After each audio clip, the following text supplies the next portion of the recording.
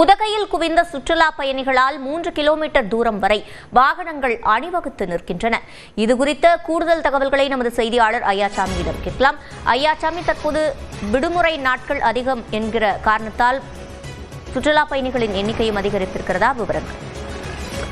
சிவரஞ்சனி, அதாவது ஒவ்வொரு வார விடுமுறை நாட்கள் மட்டுமன்றி பண்டிகை நாட்களிலும் நீலகிரிக்கு சுற்றுலா பயணிகளின் வருகை என்பது அதிகரித்து காணப்படும். குறிப்பாக இதில் கேரள மாநில சுற்றுலா பயணிகளின் வருகை என்பது வழக்கமாக அதிகரித்தே காணப்படும். இந்த நிலையில் ஓணம் பண்டிகை தொடர் விடுமுறை காரணமாக இன்று நீலகிரிக்கு சுற்றுலா பயணிகளின் வருகை அதிகரித்து காணப்படுகிறது. குறிப்பாக நீலகிரி ஒட்டியுள்ள கேரள மாநிலத்தில் இன்று இந்த ஓணம் பண்டிகை கொண்டாட்டங்கள் நடைபெற்று வருவதால் மதியம் இன்று சுற்றுலா பயணிகளின் கூட்டம் அதிகமாக காணப்படுகிறது.